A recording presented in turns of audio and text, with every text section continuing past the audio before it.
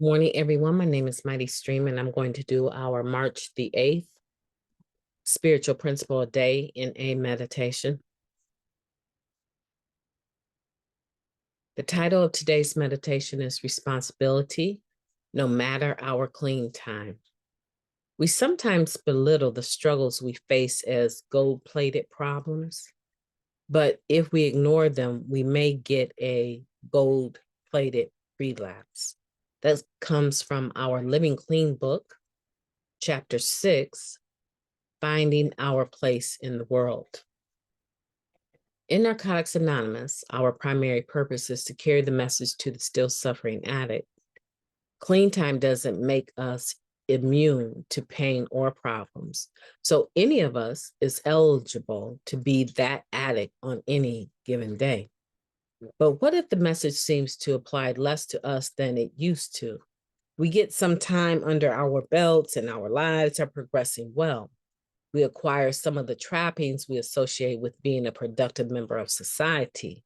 When our outsides look great and our clean time anniversaries stack up, are our problems really that bad when we compare them to when we were using? Nah, we're fine. Quality problems, luxury problems, Cadillac problems, gold-plated problems. We've heard them all, but what we've also heard time and again is what happens when we don't deal with our problems. While our struggles today may look different from the ones we had while using or in early recovery, our disease remains the same. Left unchecked, it may lead us to relapse or to the all too familiar abstinent but miserable. Having time clean doesn't give us an excuse to avoid our problems, deny they exist, or be too ashamed to do anything about them. Yes, the newcomer is the most important person in the meeting, and there are others seemingly in worse shape than us who need our help. But belittling our own struggles helps no one in the end. Pain is pain. No matter who we are or where we are in our recovery. Just like at the beginning of our journey, we're likely to avoid our pain and our problems because we want to avoid taking responsibility. Change is hard. Luckily for us, the solution is still the same in a solution. Ultimately, we have to apply what we've learned in the past. We are addicts trying to stay clean a day at a time and worthy of compassion and support from our fellow NA members. Like always, it is our own responsibility to own up to our struggles, to ask for and accept help, to re-engage with recovery, and to take action. Those solutions aren't gold-plated, they're solid gold. Today, I won't minimize my problems to avoid coming up with a solution. I won't put myself in a different category from other members. We are all the same, and we all need help sometimes. The solution is the same, so no matter how long I've been around here, I like that. The solution is the same, no matter how long I've been around here. Let's take a moment of silence, followed by the we version of the Serenity Prayer. Moment of silence now, please.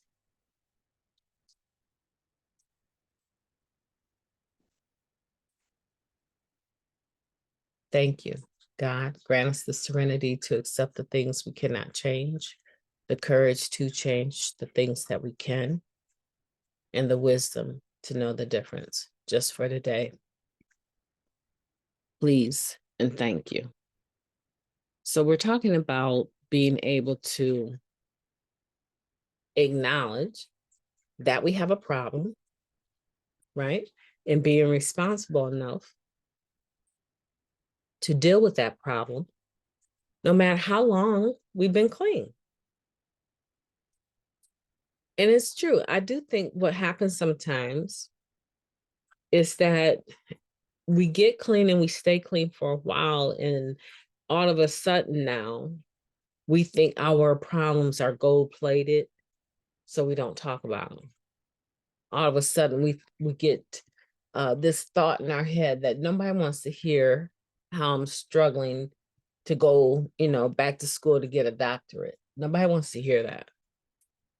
Nobody is interested in that struggle, because the majority of us aren't even pursuing a higher education. So why would they want to hear me talk about struggling to go back to get my doctorate, right? Another one. Why would I sit around talking about the fact that I thought I would be making 6-digit incomes by the time I'm 50 years old, and here I am 52 years old and I'm only making 80,000? Nobody wants to hear that.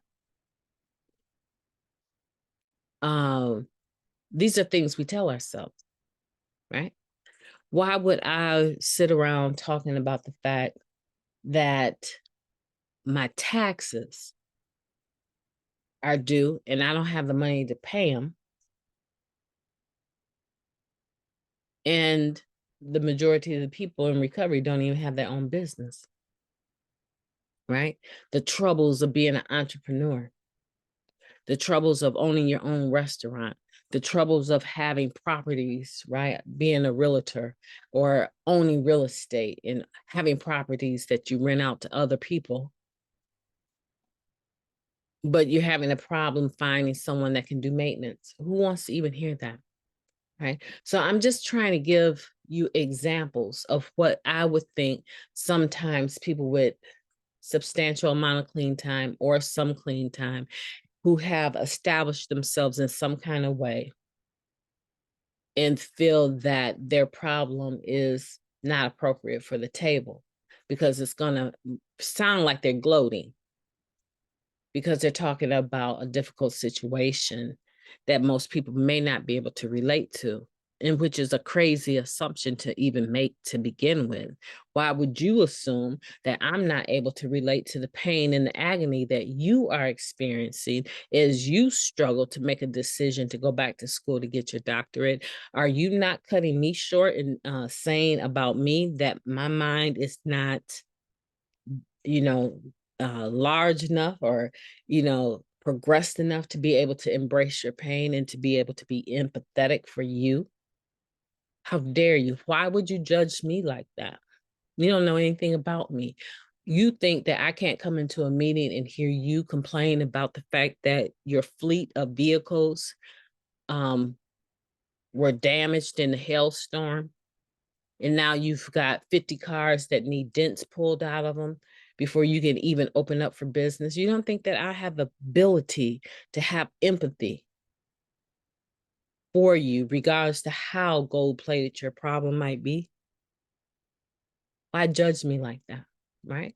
You see what I'm saying, where I'm going with this? Sometimes when we think our problems are gold-plated, we're limiting the potential, the therapeutic value of one addict being able to help another, because in our mind, we actually sort of think we don't have a right to even be in the beautiful predicament that would produce a gold-plated problem to begin with, and definitely don't have a right to come to the tables and share about it honestly, about the pain that we're in or the confusion that we're in, so that we don't end up doing the other stuff that we would typically do,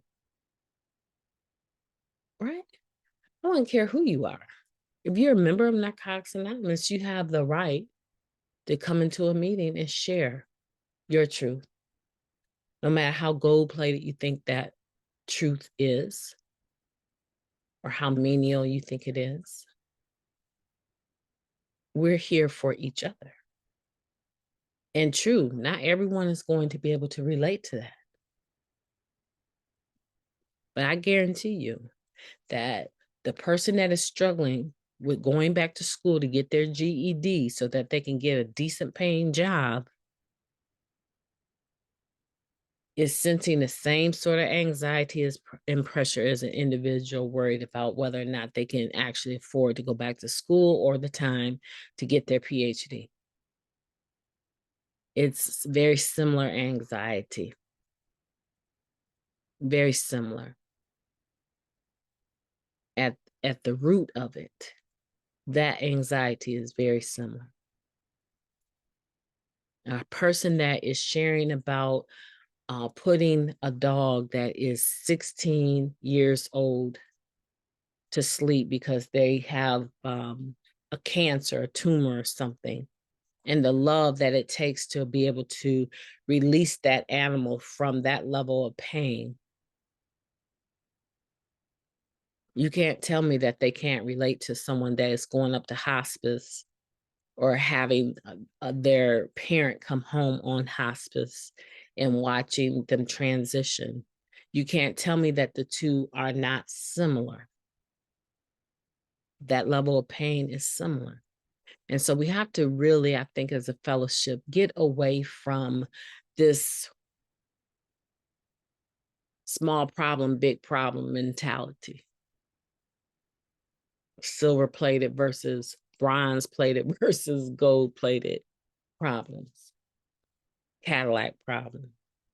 And I hear it and I cringe every time I hear it.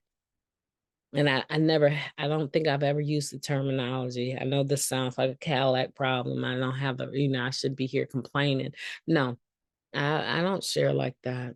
I don't share like that. And I don't want anyone to share like that because I think it diminishes the value of what we have in one another. Maybe other people don't see it like that, but I do, right?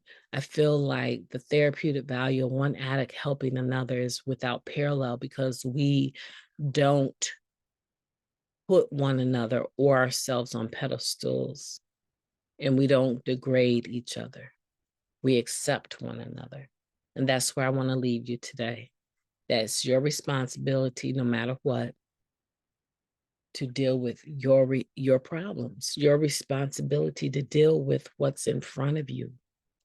And I have faith that you can do it. I know you can do it. So let's just do it.